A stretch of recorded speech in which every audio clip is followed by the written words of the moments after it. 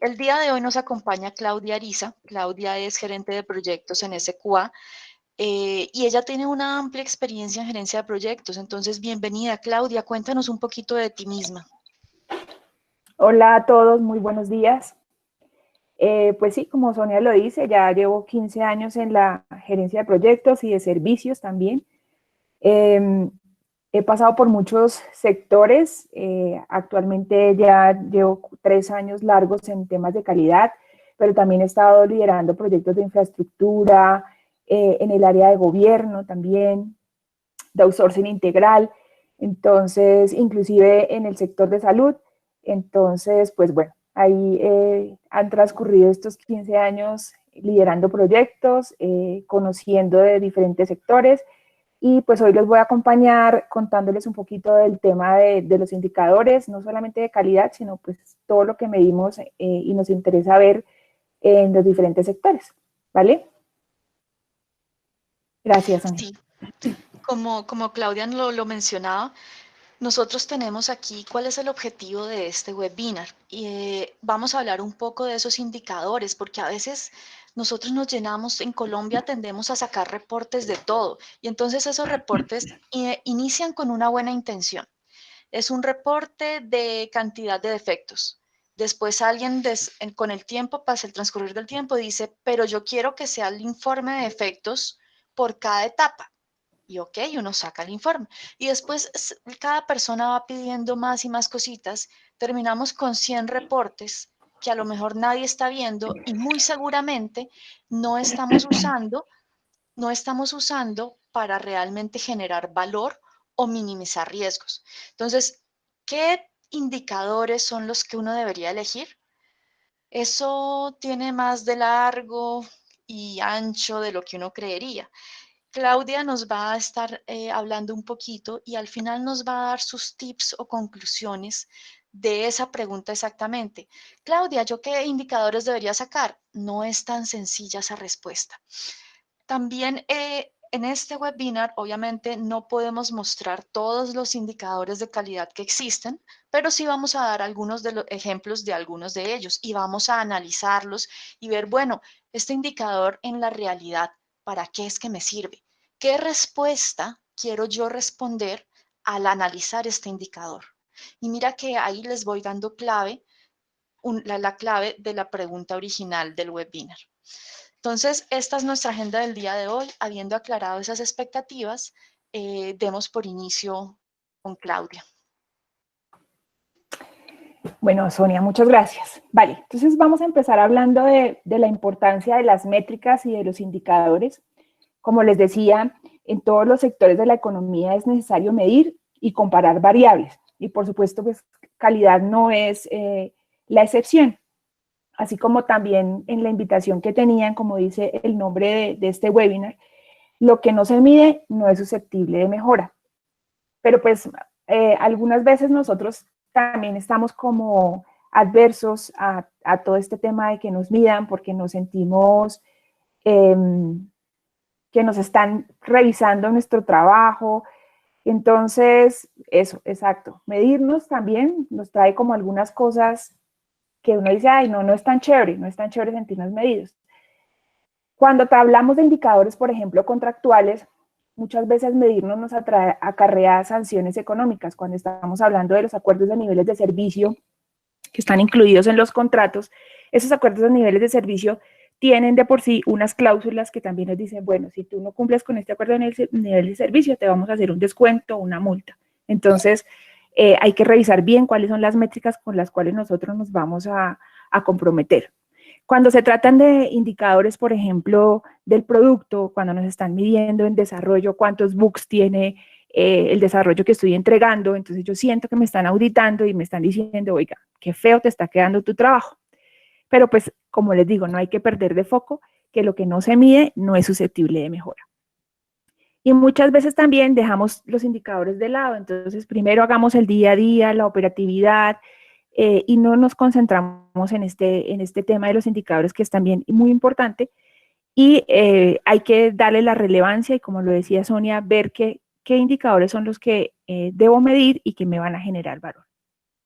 Entonces, ¿Para qué me sirven a mí los indicadores? Como lo dice la diapositiva, son una fuente clave para tomar decisiones de forma objetiva y nos permiten a nosotros generar e implementar planes de acción más eficientes una vez hemos identificado las causas raíz de los desfases de los indicadores. Bien, esto es como una generalidad. ¿Qué son los indicadores? Pues los indicadores, en términos generales, son termómetros, son aquellas medidas que nos permiten a nosotros, venga, pongámonos pilas, aquí está pasando algo. Y hay muchas definiciones, la que yo traigo para hoy es importante en la medición o comparación de variables, variables específicas, observables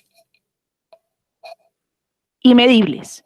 Ay, me están diciendo que no están escuchando. Catherine dice que no está escuchando. Yo sí te escucho, Claudia. Sí, Ah, sí, ok. se está escuchando. Sí, Vale. sí se escucha.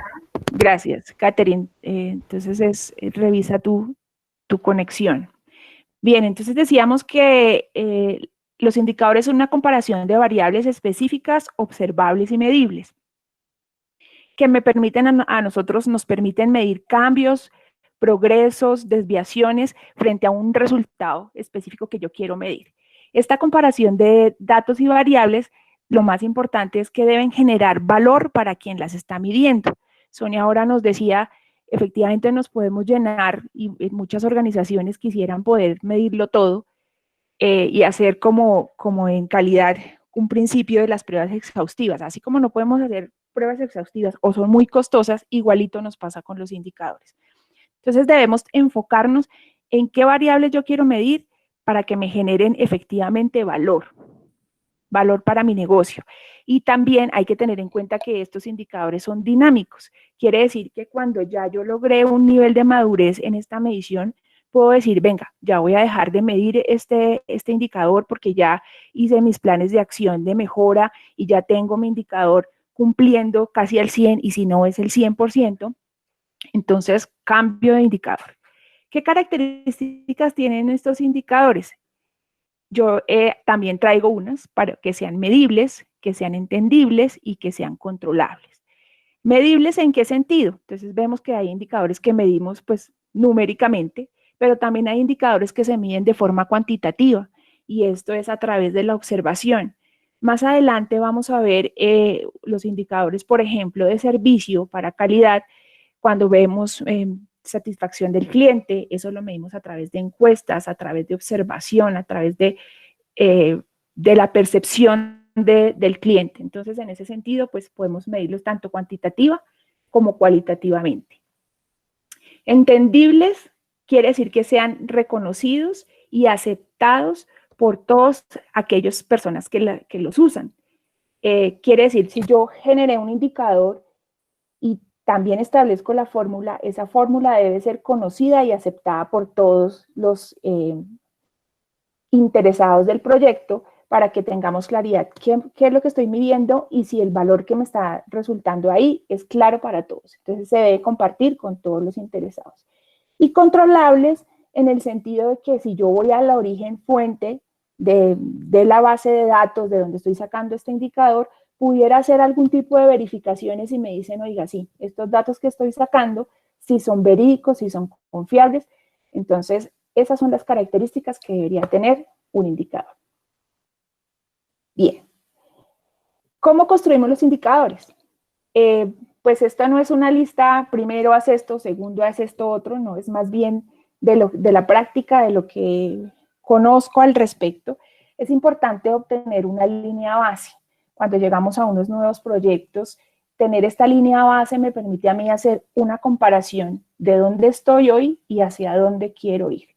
Si efectivamente es un proyecto nuevo en donde nunca han hecho mediciones, pues las mediciones que yo voy a empezar a hacer van a ser parte de mi línea base. Cuando trabajaba, por ejemplo, en el sector gobierno, hay una compañía que se llama Transparencia por Colombia y ellos se encargan de ir haciendo, pues ya lógicamente con todos sus estudios y toda la trayectoria, tienen estas líneas base que le permiten ir viendo cómo es el comportamiento de diferentes aspectos frente a lo que quieren medir. Entonces, la obtención de la línea base lo que me da es eso, es una línea de progreso. Bien, como segundo traemos aquí definir qué variables vamos a medir. Y nuevamente aquí en las variables que quiero medir vamos a indagar el valor de medir esa variable, como les decía anteriormente. Entonces yo digo quiero medir el número de bugs encontrados en un sprint, o quiero medir qué tan efectiva es el servicio que me está prestando QA, o quiero medir qué costo estoy yo ahorrándome con el servicio de QA, o qué costo, por el contrario, estoy invirtiendo en el servicio de QA. Las variables se miden es dependiendo de los interesados. Entonces, cada interesado va a querer medir dependiendo de lo que a él le motiva. Por ejemplo, si son altos directivos, usualmente los indicadores que se llevan allá están relacionados con la triple restricción de tiempo, alcance y costo, cuánto me está valiendo, qué me estoy ahorrando, ¿cierto? Pero si ya el interesado, por ejemplo, es de la operación, pues le interesa saber cuántos bugs estoy teniendo, cuál es mi tasa de resolución, quién es el que más bugs inyecta, cuáles son las causas de la inyección de esos bugs. Entonces, por eso es importante tener claridad en las variables que yo quiero medir. Bien, como tercero, tenemos definir la fórmula de cálculo. Entonces, ¿cuál va a ser mi denominador? ¿Cuál va a ser mi numerador? ¿Y qué voy a hacer yo cuando calcule este indicador?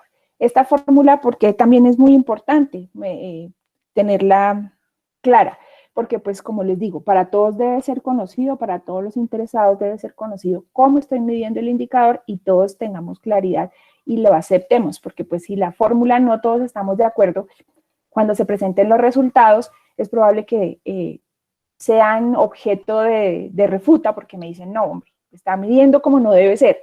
Entonces es importante definir la fórmula de cálculo. También tenemos definición de la meta. Entonces, hay metas que nos ponen a nosotros, dicen, no, pues este indicador debe cumplir una meta del 95%, del 98%, del 100%. Claro, importante definir la meta y también en qué etapa estoy yo definiendo la meta del indicador, más aún si estos indicadores van a tener consigo acarreo de multas o sanciones. Entonces, si yo me pongo una meta del 98.9, cuando apenas estoy iniciando en el proyecto, cuando apenas estoy en una etapa de estabilización, pues probablemente no la voy a cumplir. Entonces, hay que definirnos metas deseables, pero también retadoras. Y a partir de esa meta también ir construyendo pues, los planes de acción que me permitan llegar al cumplimiento de las mismas. Listo. Claudia, eso que acabas de decir es bien importante porque yo me he encontrado a veces que un cliente, obviamente algunos de nuestros clientes y lo ideal sería, como tú dices, esos indicadores deberían estar siempre al 100%, pero estamos trabajando con humanos y los humanos cometemos errores o cualquier cosa puede ocurrir. Cuando por lo general se cambia, digamos que un cliente lleva 2 o 3 años con el mismo proveedor y quiere cambiarlo, cuando el proveedor no arranca, no es tan fácil conocer el negocio, la cultura organizacional de ese cliente, porque es como cuando uno arranca con un novio nuevo. Uno no le conoce todavía las mañas, ni lo que le gusta y no le gusta. Entonces, si esos clientes o tienen la expectativa de continuar durante el día cero con la misma meta de indicador que traía con su proveedor viejo, esa es una expectativa demasiado alta, puede que se cumpla, pero en la mayoría de los casos no se cumple. Lo que se hace es que se establece entre el proveedor nuevo y el cliente un periodo como de acoplamiento, cuando ya pase la luna de miel, o sea, como un mes, 2 meses, 3 meses, dependiendo de lo grande que sea pues el tamaño de la operación, donde le van entregando paulatinamente proyectos a este nuevo proveedor y los indicadores, digamos que en las primeras 2 semanas no se aplican mediciones. Después de las siguientes 2 semanas empiezo a medir, pero aún no aplico la meta. Después yo aplico la meta, o sea, me tienen que cumplir la meta, pero aún no pongo sanciones, no pongo la multa en facturación de las que tú nos hablas. Después de 1 a 3 meses se llega a que el nuevo proveedor ya sí tiene que cumplir 100% como venía trabajando el antiguo proveedor. Ese es como uno de los ejemplos que yo he visto que estas cosas suceden y pues que hay que ser consciente también. Así es, Sonia, sí. Importante en las negociaciones que se hagan pues con los clientes, poder dejar esta etapa de estabilización, porque como bien lo dice Sonia, no pueden pretender que uno, además, cuando estas metas acarrean sanciones, pues no podemos pretender comprometernos al segundo día ir cumpliendo con los indicadores que nos piden contractualmente. Sin embargo, pues esa sí es la razón de ser del indicador, que siempre esté cumpliendo al 100%, es lo deseable, pero debemos tener métricas deseables, cumplibles, perdón. Entonces ese es como nuestro reto. Y me faltaba la periodicidad, cada cuánto lo voy a medir, no estaba en la diapositiva, pero también es importante que tengamos claro cada cuánto voy a medir este indicador, si es un indicador que estoy midiendo mensualmente, quincenalmente, pues para poder obtener los resultados de acuerdo a cómo lo hayamos definido. Bien, entonces, no solamente en calidad, pues nosotros vamos a encontrar diferentes tipos de métricas.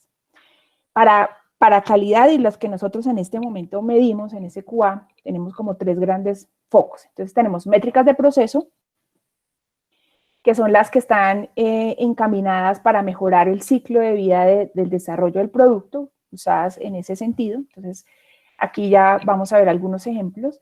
Tenemos métricas del producto, usadas para medir la calidad específicamente del producto, y las métricas del servicio. ¿Cómo estoy prestando yo el servicio? ¿Cómo me están viendo? ¿Qué ajustes debería hacer? ¿Qué planes de acción? ¿Qué planes de choque? Todas estas métricas, lo importante y lo que no hay que perder de vista aquí es que yo mido para mejorar. Entonces, no me basta solamente hacer la fórmula, medir el cálculo, entregarlo mensualmente. Más allá de eso, ¿qué acciones de mejora o qué planes voy a seguir? Voy a empezar a presentarle a la organización con el ánimo de mejorar. Bien, entonces en las métricas de proceso vamos a encontrar aquí, como lo decía Sonia al inicio, hay tantas métricas como se nos ocurran. Y las métricas, como también lo decía, están basadas en el interés de cada uno de los stakeholders, del interesado. Entonces, no podríamos nosotros presentar aquí pues todas las métricas de calidad, son muchas y en diferentes, de acuerdo también a los proyectos. Si son proyectos que se hacen con metodología tradicional, habrán unas métricas. Si son otros que se hacen en marco de trabajos ágiles, pues hay otras. Pero pues queremos mostrar aquí como algunos ejemplos de las más relevantes, de las más importantes que nosotros manejamos en SQA. Entonces, empecemos con el tema de indicadores de proceso. Tenemos efectividad de las pruebas. En el tema de efectividad de las pruebas, este indicador lo que nos mide es si la labor de QA cumple con el resultado que se busca. ¿Cuál es nuestro resultado? Nuestro resultado es tener 0 defectos en producción. Pero pues a veces nos dicen, no, pero es que la labor de QA es que usted encuentre defectos. No, QA y calidad, nuestra labor no es, o nuestra misión no es encontrar defectos. Nuestra misión es disminuir los riesgos, diría yo, para aumentar la probabilidad de éxito de los proyectos en producción. Entonces, ¿qué medimos aquí? Nosotros medimos si los defectos que hemos encontrado en el ambiente de pruebas, el número de defectos válidos identificados en el ambiente de pruebas sobre los defectos válidos que pueda identificar el usuario. Entonces, aquí lo hacemos en diferentes etapas. Yo en el ambiente de pruebas debo hacer tantos ciclos de pruebas tenga que hacer para que cuando lleguen mi entrega de desarrollo a los usuarios, de pronto pues para unas pruebas UAT, los defectos que encuentren en un UAT sean mínimos. No quiero llegarle con defectos al usuario y mucho menos quiero trasladarle estos defectos a los clientes. Entonces, aquí lo que yo quiero saber es qué tan efectivas son mis pruebas. Si del número de defectos que yo encontré, si fueron más allá del número, sino los defectos encontrados, si son lo suficientes y yo depuré lo que más pude, mi aplicación antes de entregarlo a unas pruebas UAT.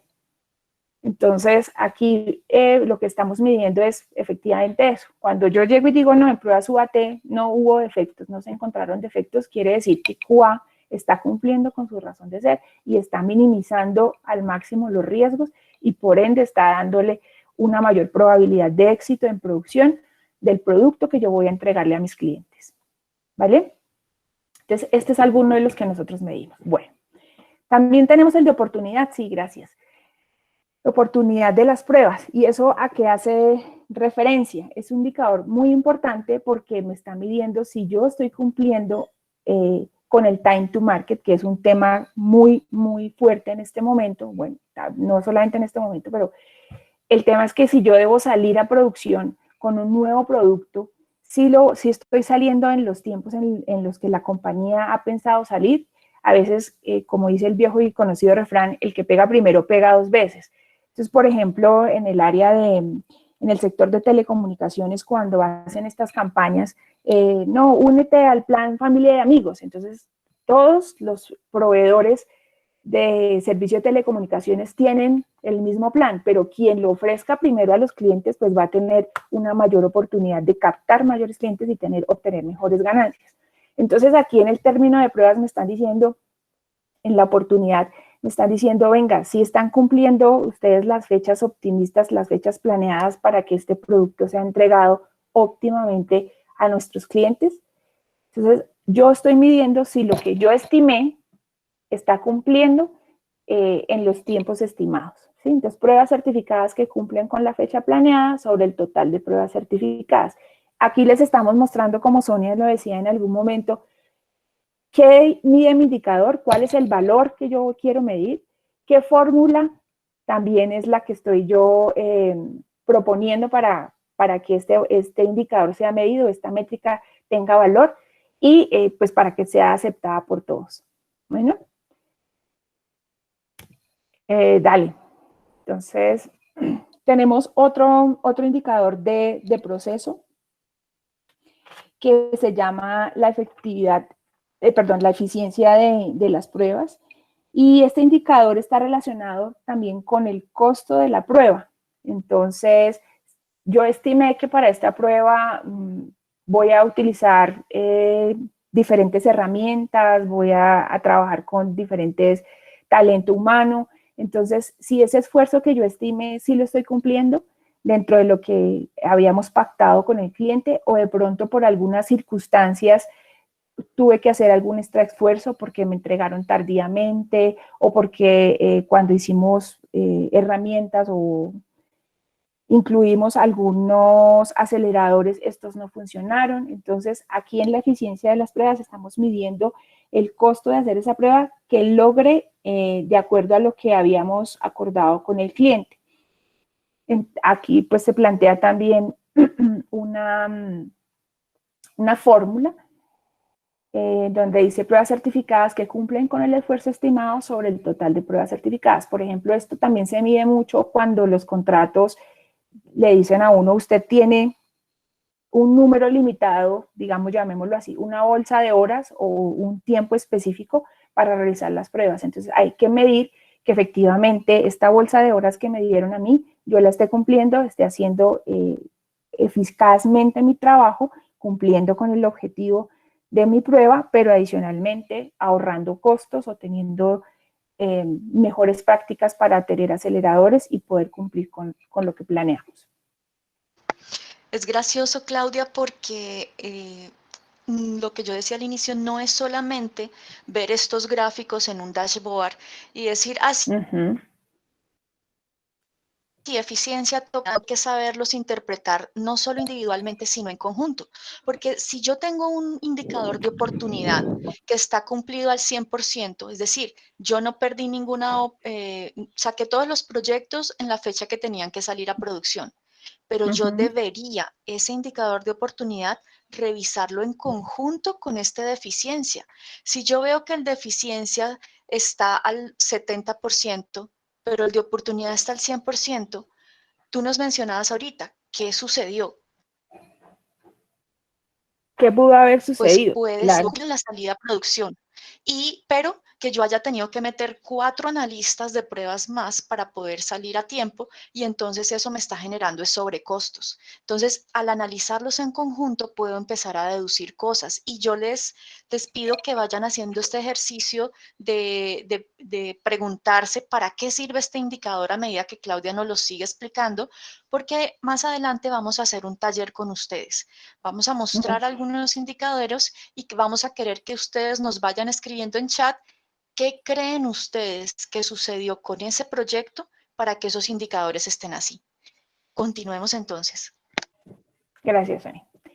Sí, ok. Entonces, y efectivamente lo que tú dices, los indicadores no se pueden ver como islas, cada uno por aparte.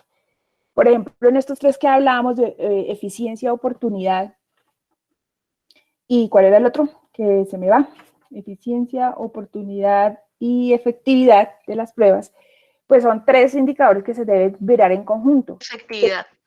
Efectividad de las pruebas. Entonces, yo miro, bueno, le pasé 0 errores a la persona a sus pruebas UAT. Lo entregué en el tiempo que era, ¿cierto? Y además los costos fueron los que había planeado. No, pues ese es el mundo ideal. Pero si alguna de estas tres variables no está cumpliendo, entonces ahí es donde empezamos y a levantar la mano, el indicador me levanta la mano y pone una banderita roja y me dice, hey, Claudia, pilas, ahí está pasando algo, revisa qué es, vete a mirar la causa raíz del inconveniente y a ver cómo aplicamos soluciones. Listo, entonces también tenemos otro indicador de proceso, que es el tema de los desfases. En el tema de los desfases, lo que nosotros medimos, pues efectivamente como está ahí, es frente a mi línea base, qué tanto estoy desviado en cuanto a mis estimaciones de tiempo y costo. Estos desfases también pueden ser no solamente negativos, también pueden ser desfases positivos. Vea, yo estimé que esta prueba la iba a sacar en una semana, pero resulta que incluí algunos artefactos de automatización y la pude sacar en menos tiempo. Y adicionalmente, como este acelerador de automatización lo voy a usar muchas veces para otras pruebas, entonces me estoy haciendo un ahorro en tiempo. Entonces, el tema de los desfases, medimos tanto los desfases positivos para poder seguir trabajando en ellos, para no perderlos de vista, como los desfases negativos, pues para poder revisar, venga, ¿qué voy a hacer ahí para mejorar lo que haya que mejorar? Entonces, el tema de los desfases, medimos, como les digo, desfases tanto en tiempo como en costo. Bien, yo creo que pues hasta ahí tenemos como los indicadores de alguna muestra, como bien lo decíamos, de los indicadores de proceso para calidad. No sé, algo ahí, Sony, que quieras agregar. No, de pronto Ok, si van teniendo preguntas, las pueden ir escribiendo en el chat. No alcanzamos por tiempo porque ya son las 9 de la mañana. Al resto, Claudia podría ir una que otra respondiéndola. ok, vale. Bien, entonces hablemos ahora indicadores de producto. En los indicadores de producto, pues encontramos porcentaje de reapertura de incidentes. Esto lo que me mide a mí es como la efectividad de la casa de desarrollo. Cuántos incidentes que ya habían sido resueltos tengo que volverlos a abrir, de pronto ejecutando el segundo ciclo de pruebas. También tenemos otros indicadores como, por ejemplo, el tema de bugs, defectos por causa, que nos permite a nosotros revisar cuál es la principal causa de los defectos que hemos encontrado. Si se tratan de defectos en requisitos, ahí esto nos permite también plantear estrategias, ¿no? Entonces, por ejemplo, si lo que encontramos es que el mayor número de defectos es por requisitos, nosotros podemos proponerle a nuestro cliente, venga, hagamos unas pruebas tempranas, unas pruebas en requerimientos, de esta manera vamos a impactar y disminuir estos errores que se encuentran en el tema de requisitos. Si es error de código, pues también. Vamos a la fábrica y le decimos, venga, aquí está fallando diferentes cosas. Y cuando se tratan de errores de usuario, usualmente es cómo el usuario está ahora, están más orientados hacia el tema de interfaz de usuario, cómo el usuario está usando mi aplicación, y ahí lo que nos da es, venga, ahí podemos presentar unas pruebas de usabilidad, vemos unos mapas de calor, entonces vamos viendo qué podemos hacer. Adelante, eso. Y por ejemplo, tenemos otro indicador como el número de defectos válidos. ¿Qué quiere decir? Que a veces encontramos defectos que reportamos y a la final pues no es un defecto, ¿sí? Porque, por ejemplo, puede tratarse de que el error que está pasando es por algún tipo de configuración de nuestro base de datos, nos hace falta ponerle, hacerle algún tipo de ajuste a la base de datos, o por configuración o parametrización, entonces debo prender o apagar algunas banderitas, y eso me genera a mí defectos que reportamos y que a la final nosotros debemos documentar para que cuando más adelante eso pase en producción, si por ejemplo el cliente tiene una mesa de ayuda, rápidamente las personas que prestan el servicio de mesa de ayuda puedan contestar, no, ese efecto que te está saliendo ocurre porque te hace falta prender un parámetro en alguna tabla, en algún tema de parametrización o de configuración de ambientes. Hay y otros defectos también, pues si son válidos, si son defectos funcionales, como les decía, a veces la manera de cómo yo uso la aplicación me generan algunos defectos, o definitivamente porque en el tema de interfaz de usuario nos hace falta de pronto hacer algo, incluir algún tema de diseño gráfico, de usabilidad, entonces pues podemos identificar cuáles son las causas por categoría de esos defectos. Bien. Y este es bien importante, el indicador de cobertura, que quisimos mostrarlo aquí, porque es qué tanto de las funcionalidades que tiene mi sistema tienen asociados casos de prueba. Aquí la pregunta a responder es ¿con qué porcentaje de pruebas te sentirías tranquilo para salir a producción? Entonces, si yo tengo requisitos, no sé, un backlog de requisitos, 100 requisitos, a esos 100 requisitos les voy a hacer casos de prueba. ¿Con cuánto estoy yo tranquilo? Si ustedes me prueban las funcionalidades, no sé, el 70% de esta funcionalidad, que me haga la cobertura de un 100% de mi sistema, estoy tranquilo con mis pruebas para poder salir a producción. Entonces, importante poder saber de todos los requisitos con casos de prueba asociados y todos los requisitos del proyecto, qué porcentaje de cobertura tengo. Vamos. Y en cuanto a los indicadores de servicio, hay muchos, como les decía, pero pues estamos aquí trayendo como alguna muestra de los más importantes. El más importante, lógicamente, de nuestros indicadores y por el sector en el que estamos, pues es el indicador de calidad en producción. Lo que nosotros queremos es, como les decía, cero errores en producción, pero pues igual, alguna cosa a veces se nos pasa. Y este indicador exactamente lo que mide es eso, son errores de producción por mes en requerimientos certificados sobre los requerimientos por mes. Entonces, ¿cuántos requerimientos certifico en el mes y cuántos de ellos tienen errores en producción? Esto implica, por ejemplo, los errores en producción son los que más les decía que tienen asociadas algún tipo de multa o sanción, que tenemos que estar más pendientes del tema porque pues están midiendo si nuestros servicios, si es efectivo o no. Y adicionalmente pues aplican las garantías que también estén estipuladas en el contrato, como yo vuelvo y pruebo, vuelvo y realizo ciclos de pruebas para lo que se reportó en producción. Entonces este no es el ambiente ideal, este debería ser como el 99, ahí tenemos una meta un poco bajita, pero así es. Y tenemos otro que también nos mide nosotros el tema de la satisfacción de nuestro servicio, que hablábamos que este es un indicador cualitativo. Y aquí en satisfacción, como lo decíamos, es muy subjetivo y depende también de cómo esté el servicio, cómo haya transcurrido cada mes, pues nuestro trabajo en el cliente. Decíamos que, por ejemplo, si este mes justo salió un error en producción o justo se tuvo algún inconveniente con un analista específico o tuvimos algún inconveniente con algún tipo de estrategia que implementamos, el indicador se nos va a ir para el piso en un mes. ¿Por qué? Pues en esa subjetividad. Pero también cuando todo va bien, cuando todo el servicio está estable, cuando ya tenemos una buena relación de conocimiento con el cliente, este indicador pues irá de forma positiva. Aquí lo importante es tener un método de observación y análisis de cambio de los eventos. Entonces, ¿qué hace que justo para este mes, qué ocurrió justo en este mes que hace que la percepción de la satisfacción de mi servicio como QA no esté al 100% o no esté en un nivel óptimo? y ahí podríamos empezar a tomar las acciones correctivas. ¿Listo? Entonces, dale, eso. Yo les cuento una anécdota. De verdad, hay que a veces dar doble clic, sobre todo cuando obviamente no lo estamos cumpliendo.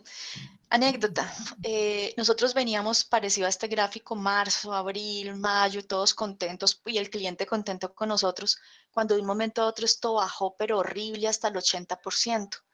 Y todos, pero ¿qué ocurrió de un mes para otro? Sí, les pongo varios ejemplos. ¿Qué pasa si la encuesta de satisfacción se la hacen a una sola persona del cliente? ¿Qué pasa si esa persona va costando entender cómo está el contrato con este proveedor o la cultura organizacional, que hay demoras es por otras áreas también de cliente, pero se ve reflejado es en los chicos de pruebas, entonces nos va a calificar mal. Si es una sola encuesta, pues tiene lógica que ese gráfico excelente, sobresaliente y después deficiente. Otra cosa que puede suceder, tenemos un chico nuevo, entra al equipo de QA, y ese chico tiene la costumbre de llegar entre 8:30 y 9 de la mañana todos los días. Y el coordinador le dice, el de cliente le dice el gerente de servicios, más ya se ha ganado un memo por eso, pero el chico sigue llegando entre 8:30 y 9, una hora distinta. Y ya, digamos que estamos a punto de echarlo. ¿Qué pasa con la encuesta de satisfacción? Ese cliente nos califica otra vez con el 80%. Y de cierta forma es algo injusto porque ese chico es uno que lleva menos de 2 meses trabajando allí y hay otros 20 que hacen parte de la operación, pero esa pequeña molestia que le está generando a la persona que hace la encuesta de satisfacción está tirándose por el piso todo el trabajo de los otros 20 chicos. Entonces, este indicador, mi recomendación es que cuando vean que está muy por encima o muy por debajo, háganle doble clic. Algo raro está pasando y como decía Claudia, a lo mejor es un evento puntual que hay que solucionar, pero esto nos está tirando toda la percepción de calidad y de gusto de trabajar con nosotros que tiene el cliente. Así es, Sony. Aquí me pregunta Xiomara Díaz. Muchas veces el cliente ni responde las encuestas. Eso nos pasa frecuentemente. Que enviamos las encuestas de satisfacción, perdón, y no las responden. Esto debe hacerse un poquito más como conversado. No tanto como, venga, le envío esta encuesta y usted conteste cómo ve el servicio, si cree que nosotros le aportamos o no. Es más como sentarse de pronto en una reunión que hacemos periódicamente de seguimiento y tratar de indagar estas preguntas sin que se sienta la persona encuestada e indagar a diferentes actores, no siempre la misma persona, como lo decía Sony. Lucis Dalia Meléndez nos pregunta, qué bueno tenerte aquí, Lucy. Nos pregunta que cada cuánto es recomendable revisar la encuesta de satisfacción. Pues nosotros en SQA lo hacemos semestralmente, precisamente como para no tratar de estarlos bombardeando como con tantas preguntas a los clientes y como también lo decía Xiomara, que no se sientan abrumados, venga, le estoy encuestando, sino que pues la idea sí es poder tener, como les decía también, una línea base, cómo fue mi comportamiento en el primer semestre, cómo va mi comportamiento en el segundo semestre y qué factores son los que debo mejorar. Pero no queremos perder de foco para qué hacemos nosotros los indicadores.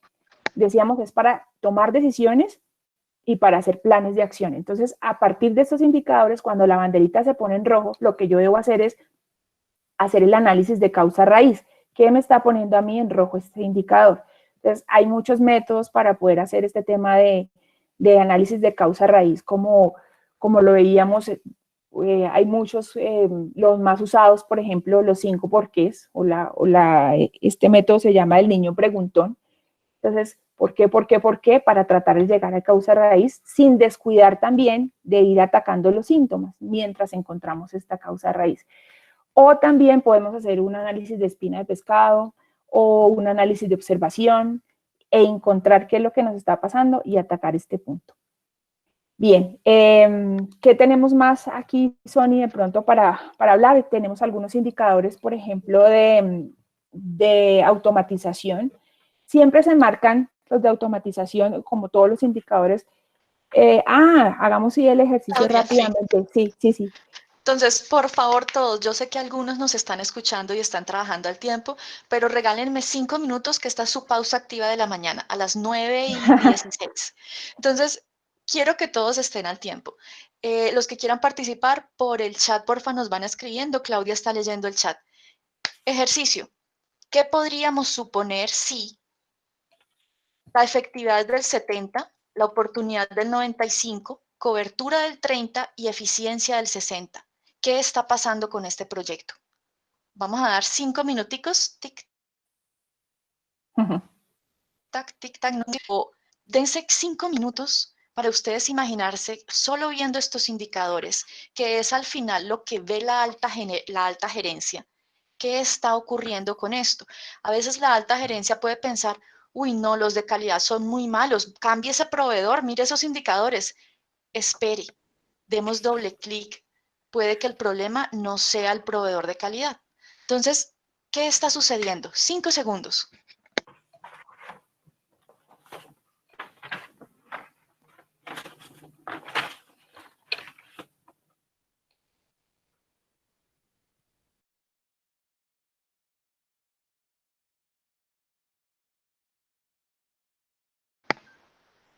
En el chat, acuérdense, en el chat van escribiendo, creo que un pájaro se murió encima de la ventana, creo que llegó una pandemia en el 2020, lo que ustedes crean que sucedió para detener estos indicadores.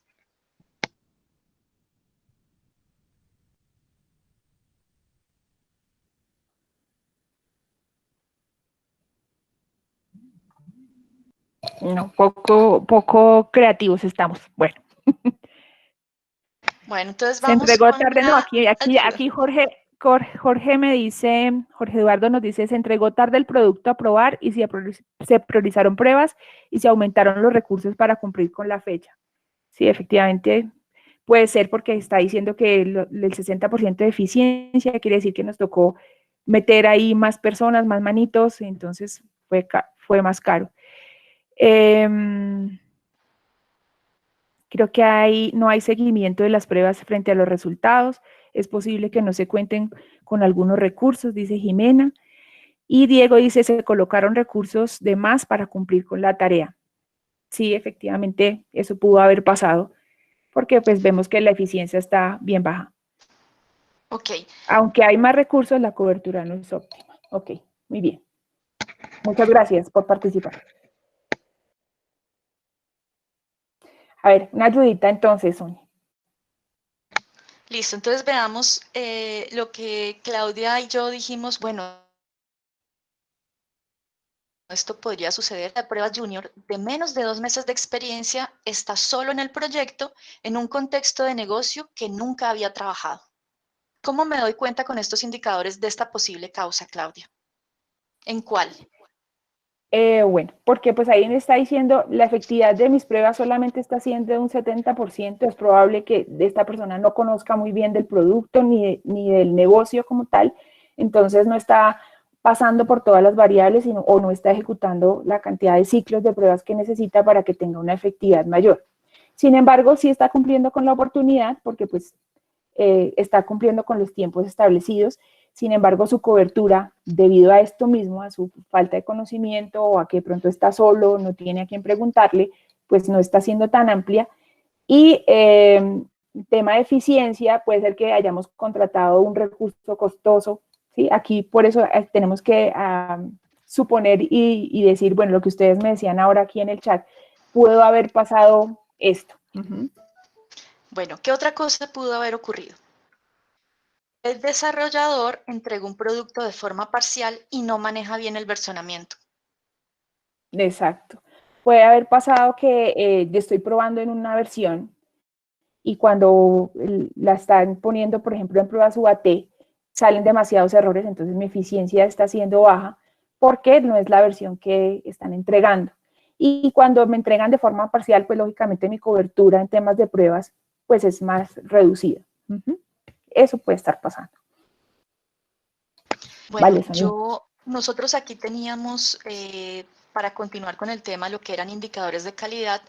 de automatización y de Agile Testing. Sin embargo, son las 9:20, creo que fuimos muy ambiciosas, Claudia, en el Es temario, cierto. realmente se nos acabó el tiempo. Si quieres, terminemos con automatización y nos comprometemos a dar un webinar más adelante sobre indicadores de calidad para Agile Testing, porque en Agile Testing, como nuestros sprints son de un día y trabajamos más de la mano con desarrollo que en metodología tradicional, que son los indicadores que hemos estado viendo, hay unos puntos clave que hay que tener en cuenta a la hora de elegir los indicadores de calidad y cuándo debemos presentarlos. Entonces, cerramos con automatización y me comprometo a Vale, hacer ese otro webinar. vale, Sonia, sí, sí, como dices, fuimos ambiciosas y es que adicionalmente, como todos en este tema de indicadores, queremos medir un poco de todo. Bien, en temas de automatización también podemos clasificar, por ejemplo, indicadores de cobertura y resultados como indicadores de producto, indicadores de eficiencia como si fueran indicadores de servicio y, por ejemplo, indicadores de velocidad como si fueran indicadores de proceso. Entonces, en temas de automatización, ¿qué me interesa a mí ver también de acuerdo a nuestra pirámide de automatización? Quiero saber en temas de producto, por ejemplo, pruebas unitarias, el número o el porcentaje de pruebas unitarias que yo tengo automatizadas. Si estoy haciendo una automatización de análisis de estático de código, por ejemplo, para pruebas API, entonces, ¿qué tantos servicios puedo ejecutar de forma automatizada? ¿Qué tantas regresiones tengo automatizados o qué tantos casos que van end-to-end puedo automatizar? Entonces, en temas de cobertura es ver, bueno, en mi pirámide, si estoy pruebas unitarias, ¿qué puedo automatizar? En pruebas de servicios y en pruebas de interfaz de usuario, el porcentaje de mi sistema que yo estoy automatizando. Importante, por ejemplo, tener en cuenta el tema de las regresiones, que pues es en donde más utilizamos temas de automatización, pero también podemos hacer automatización de smoke test o de sanity test para poder, cuando yo quiera empezar a hacer mis pruebas, venga, yo reviso primero qué tan sano está el ambiente, si tengo la configuración específica, si está el versionamiento que es, y así poder darle más celeridad a nuestras pruebas, ¿vale? En temas de eficiencia, vamos a encontrar cosas como servicios, entonces la eficiencia de mi automatización, quiero ir viendo qué tantos errores está reportando mi herramienta y qué de esos errores que reporta mi herramienta de automatización están siendo falsos positivos para entrar a intervenir este código e ir haciéndole mantenibilidad. Entonces, si son falsos positivos o si son errores verídicos que debe corregir desarrollo. Bugs encontrados. ¿Cuántos bugs está encontrando mi herramienta de automatización? ¿Cuántos de ellos yo los voy a clasificar como críticos, bloqueantes o mayores? Importante aquí también con el tema de los bugs es que la ventaja de la automatización es la reproducibilidad y el tiempo de ejecución. Entonces, aquí es más fácil cuando yo digo, bueno, si estoy ejecutando un sanity test, venga, siempre está fallando la parametrización o siempre me hace falta la configuración del ambiente, estos puntos. Entonces, aquí con la automatización me puedo dar cuenta fácilmente que debo intervenir. Como todos sabemos, pues las pruebas automatizadas tienen un mayor costo, pero a partir de ahí también debo medir qué tanta porcentaje de uso está teniendo esa automatización y con ello voy a encontrar el retorno de mi inversión. Entonces, si efectivamente yo hice una inversión grande, pero a través del uso de esta automatización yo estoy obteniendo ahorros y adicionalmente estoy generando pues mayor velocidad en ejecución de pruebas y en encontrar defectos para que no salgan a producción. Y en temas de velocidad, encontramos, como les decía, pues la ventaja de las pruebas automatizadas es que son fácilmente reproducibles y que podemos predecir cuánto me voy a demorar ejecutando cada caso de prueba que está automatizado. Entonces tenemos, por ejemplo, unos indicadores de frecuencia, cuánto dura la ejecución, cuál es la velocidad y el mantenimiento de esta automatización y cuánto tardé en crear la automatización y qué tiempo me va a tener que voy a invertir para hacer el mantenimiento de la misma. Este tema del mantenimiento es supremamente importante porque pues es basado también en el costo de la automatización, entonces debe estar hecha en un lenguaje que permita tener una fácil mantenibilidad del código. Ahorita tú nos hablabas, estamos hablando de mantenimiento y de los costos. Uh-huh. A veces los costos no son solo monetarios. Ustedes si buscan en internet van a encontrar varias fórmulas de cómo calcular el ROI y por lo general cuando hay un frente o un área que nunca ha automatizado pruebas y arranca, le parece, como decía Claudia, muy costoso porque es más costoso que hacerlo manual. Pero es que la automatización, precisamente, tenemos que ver es a largo plazo los ahorros que tiene. Si yo quiero ver el costos o compararlo en 1 o 2 o 3 meses, obviamente me va a salir más barato hacerlo en unas pruebas manuales. Ahora miremos, metámonos en el mundo ágil. Si cuesta una persona de forma manual haciendo una prueba, en el primero, segundo, tercero, cuarto sprint incluso, y después lo comparo en cuánto me cuesta automatizar en esos 4 sprints, obviamente automatización va a ser más costoso. Pero si yo ya empiezo a comparar después del primer release, empiezo a notar que me toca meter un recurso manual adicional en pruebas manuales. Y la automatización, en cambio, ya tengo creados los scripts. Entonces, ahí es donde yo empiezo a ver el retorno de la inversión inicial de esos costos más altos al inicio de mis sprints para los siguientes releases. ¿Por qué es importante hablar? Ahorita hablabas de velocidad. ¿Por qué es importante que el tester esté evaluando o teniendo las alerticas que le saca el indicador sobre frecuencia y duración de la ejecución? Si yo eso traducido en dinero, en hacer una automatización que solo van a correr una vez cada 6 meses, pues no tendrá mucho sentido. Y esas son las cosas que cuando SQA inicia con un cliente que quiere automatizar, son las cosas que nosotros necesitamos que el cliente nos diga y empezamos a preguntar, pero ¿y esto para qué lo quieres? ¿Y cuál es la necesidad de automatizar? No es que queramos ser chismosos con el cliente, no. Lo que queremos es entender ¿realmente esta automatización le va a generar a usted valor cuando ya se lo entregue? Porque es ir más allá, no solamente automatizar y ganarnos el negocio porque ustedes quieren automatizar eso, es hacerles caer en conciencia, venga, no se gaste esa plata en eso. Yo veo que usted en realidad lo que necesita más urgentemente es automatizar a diario y que al haberlo automatizado puede liberar la mitad del tiempo de una persona que le está cobrando un sueldo y puede utilizar a esa persona en cosas más importantes. Estratégicas. Uh-huh. Exactamente la palabra. Duración de la ejecución.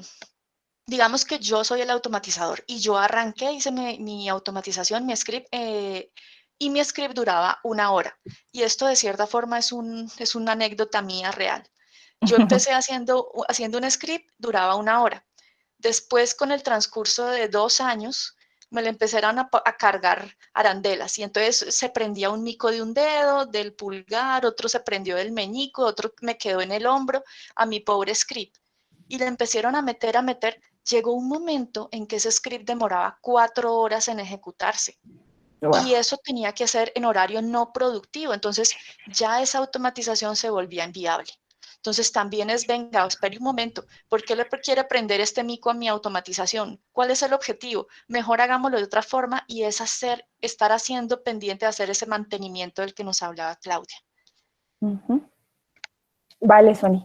Pues nada, ahí Vamos, terminamos como les como digo, la parte de uh-huh. sí. Vamos a dejarla para lo siguiente, pues como para finalizar, ¿qué podemos decir de las métricas y los indicadores? Que son claves, que siempre debemos tenerlas en cuenta, pero no perder de vista el valor que vamos a encontrar en estas métricas, que las métricas son dinámicas, quiere decir que si yo ya llegué a mi punto de madurez, pues dejo de medir eso y empiezo a medir otra cosa que pueda estar fallando, que depende de la información de los interesados, qué información le voy a dar a cada tipo de interesado, a cada stakeholder de mi proyecto, y que claro, es fundamental en la toma de decisiones para que sean tomas de decisiones objetivas, basadas, como decimos nosotros en nuestra área de operaciones, en datos y hechos, y no planes de acción subjetivos. Entonces, pues nada, agradecerles a todos este espacio. y espero pues que nos podamos ver muy pronto. Vi aquí en el chat a muchas personas conocidas, muchas gracias por acompañarnos. Y pues en su casa siempre bienvenidos, Sony. Listo, Sony. Entonces, veamos qué hay para más adelante. Sí, ¿me estás escuchando allí? Sí, ya. Ok. Alexa, por favor, nos ayudas colocando en el chat el link de la encuesta de satisfacción. Les pido el favor de que nos ayuden con la encuesta. Como les decía en otros webinars, nos ayuda a que la empresa siga creyendo en nosotros, en que este espacio es importante de comunicación con ustedes, que son la comunidad de Cuba, y nosotros SQA. La automatización, que puede salir mal. Siempre hablamos de por qué es importante la automatización, las buenas prácticas, pero nunca hemos visto bien, venga, yo he automatizado, pero me han salido un montón de errores, ya mi jefe no cree en lo que estoy haciendo, ya quiere devolverse a manual. ¿Qué puede salir mal? Pueden haber falsos positivos, como lo hablábamos hace un rato. Los scripts no funcionan, pero en mi PC sí, tan raro, ¿no? También se debe tomar evidencias en la automatización. Sí, claro, ¿cómo que no va a tomar evidencias? Entonces nos va a acompañar Cristian David Fontalvo. Él es uno de nuestros expertos en automatización en SQA, con 4 años de experiencia específica en automatización. En este momento Alexa nos va a acompañar la inscripción al formulario. Igual también lo vamos a estar posteando en LinkedIn el lunes y el próximo jueves en la red de SQA. Viernes 21 de agosto a las 8:30 de la mañana. Igual, si ustedes desean que SQA, con la experiencia que tenemos en gestión de proyectos, los acompañe en sus iniciativas, abajo están nuestros datos de contacto. comercial@sqasa.co, nuestro WhatsApp y las redes sociales a través de las que nos pueden seguir. También nos pueden visitar en nuestra página www.sqasa.co.